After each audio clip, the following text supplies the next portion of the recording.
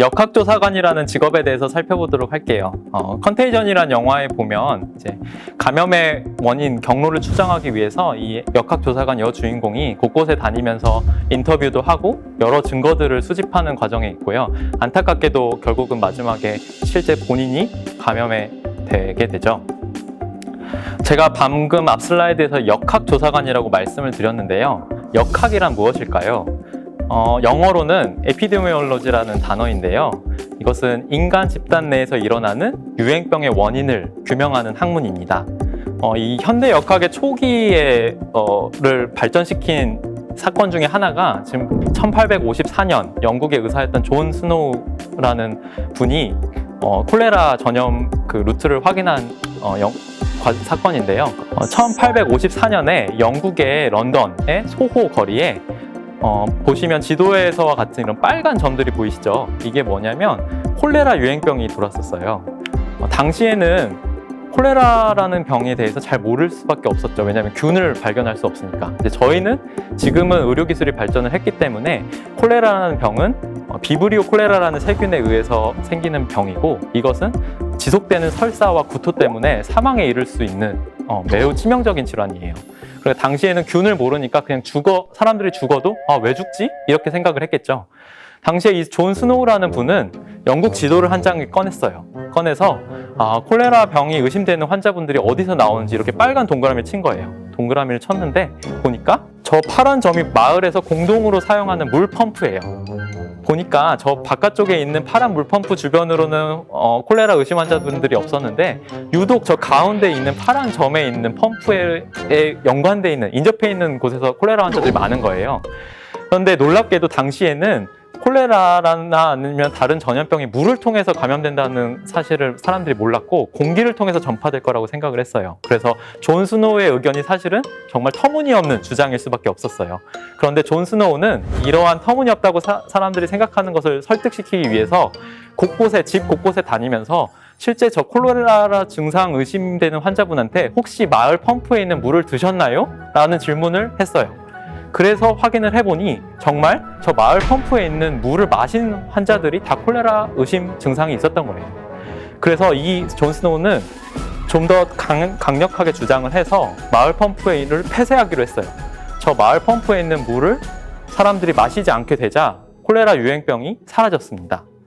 이렇게 당시에는 균이 뭔지도 모르는 그런 환경에서도 지도 한 장으로 수많은 사람의 목숨을 살렸기 때문에 이 존 스노우의 이 첫 현대 역학이라는 학문 자체가 매우 중요한, 정말 기초가 되는 큰 학문이 되게 된 것이죠.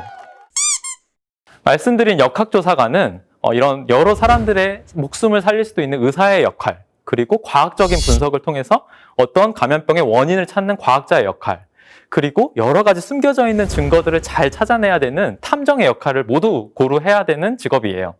바이러스를 셜록 홈즈와 같은 날카로운 눈으로 탐정을 해서 찾는다. 얼마나 멋진 일인가요? 감염병 수사대라고도 불리우는 이 역학조사관은 새로운 전염병이 만약 발생을 할 경우에 24시간 내로 현장을 조사하고 역학을 조사를 해서 확진자들이 어느 곳들을 다녔는지 그런 감염 경로를 추적을 하고, 이를 통해서 유행병이 처음 어디에서 시작됐는지를 추정할 수 있는 그런 역할을 하는 중요한 직업입니다. 역학조사관이 되려면 어떻게 해야 될까요? 현재까지는 의학, 간호학, 수의학, 약학, 보건학 등 건강과 관련된 전공을 공부하고, 그 이후에 질병관리본부와 같은 질병관리기관에서 일정 기간 근무를 경력을 갖게 되면 그런 자격을 얻게 되고요. 앞서 살펴봤던 그 영화에서와 같이 곳곳을 막 다니면서 증거들을 수집해야 되기 때문에 사실 환자들의 그런 생명을 책임진다는 그런 강한 책임감이 있어야 이러한 힘든 일들을 제대로 할 수 있을 것이고요. 대개는 유행병은 우리나라에서만 국한된 것이 아니라 여러 나라들에도 퍼질 수 있기 때문에 각 나라에 있는 역학조사관들과의 효율적인 소통을 위해서는 영어를 잘해야 합니다. 여러분들 혹시 역학조사관이라는 단어를 제가 지금 말씀드리기 전에 혹시 여러 번 들어보신 적이 있으실지 모르겠어요. 사실 상당히 생소할 거라고 생각이 되는데 사회적으로도 아직까지 주목을 많이 받지는 못했던 직업인 것 같아요. 이번에 코비드-19 사태 때문에 확인을 했을 때 중앙역학조사관이 77명 뿐이고 심지어 어떤 시에서는 아예 역학조사관이 없기 때문에 이런 유행병이 발생하였을 때 빠르게 파악할 수 있는 사람 자체가 부족한 상황인 거예요.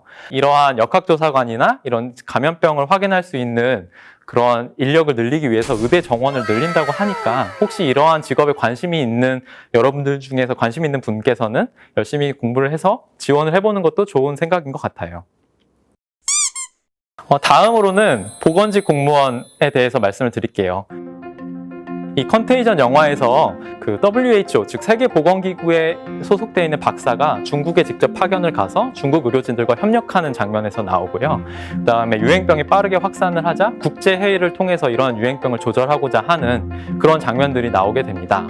앞서 살펴보았던 우리 역학조사관도 사실 폭넓게 보면 이 보건직 공무원에 해당이 된다고 생각하시면 돼요. 우리나라의 그런 유행병을 관리를 담당하는 가장 중요한 기관은 질병관리본부라는 기관이에요. 이곳은 우리나라에 있을 여러 가지 가능한 전염병에 대해서 연구를 평소에 하고 그것에 대해서 발생했을 때 관리를 하는 곳이고요.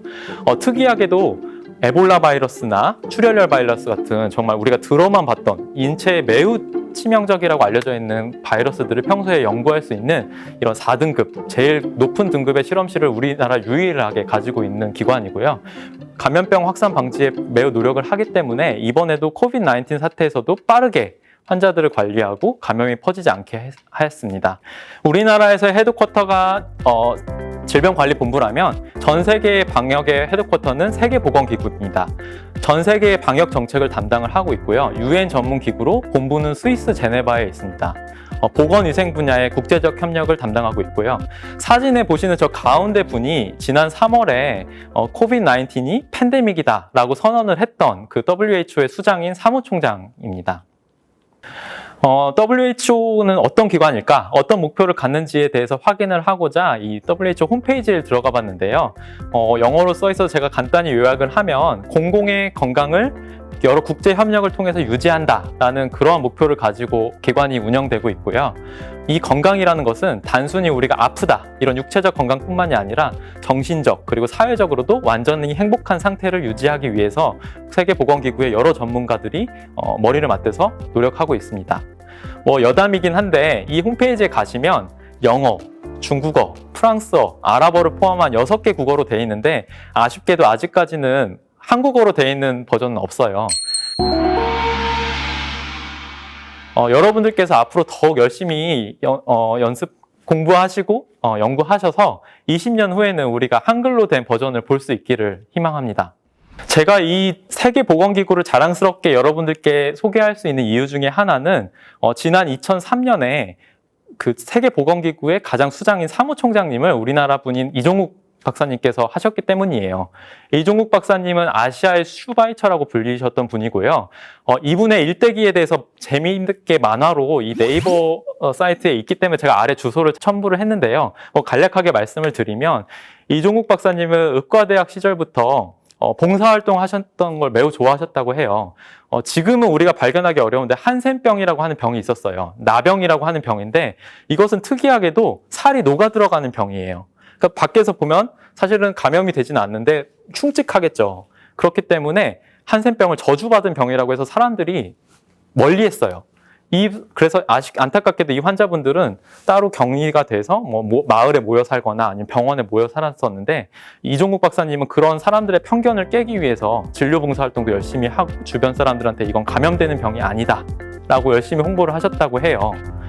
이후에 전염병과 한센병을 더욱더 공부하고 더 가난한 국가에 있는 소외된 사람들을 위해서 남태평양에 있는 작은 섬에서 의사로 활동을 하셨었고요. 국제보건기구에 가입을 하셔서 소아마비 백신을 아프리카나 이런 소외된 국가의 사람들에게 제공을 한다거나 아니면 조류 인플루엔자 확산을 막는다거나 즉 가난한 나라 분들을 위해서 애쓰셨기 때문에 전 세계의 많은 분들의 존경을 받고 있는 분입니다. 이러한 멋진 보건 공무원이 되려면 어떤 것들이 필요할까요? 저는 무엇보다도 전 세계를 돌아다니면서 여러 사람들을 설득하고 또 어려운 환자들을 돕는 그런 사랑과 봉사의 정신이 무엇보다 필요하다고 생각을 하고요. 보건 공무원이기 때문에 전문 지식을 쌓아야 돼요. 그것은 단순히 의학뿐만이 아니고 보건학, 정책학, 환경 등 여러 전문가들이 맞대서 그런 세계보건기구나 질병관리본부를 유지하고 있기 때문에 여러분들께서도 관심 있는 한 분야의 전문가가 된다면 이런 기회가 올 것 같아요. 그리고 세계 여러 보건 전문가들과 서로 대화를 해야 되기 때문에 마찬가지로 영어 또는 대화하는 능력을 열심히 키우면 좋을 것 같고요. 소외된 나라 또는 여러 나라들의 돌아가는 뉴스, 그리고 신문을 보면서 관심을 갖게 되면 더욱 좋을 것 같아요. 지금까지 보건공무원 그리고 역학조사관에 대해서 알아봤고요. 이어서 의학 전문 기자에 대해서 살펴보도록 하겠습니다.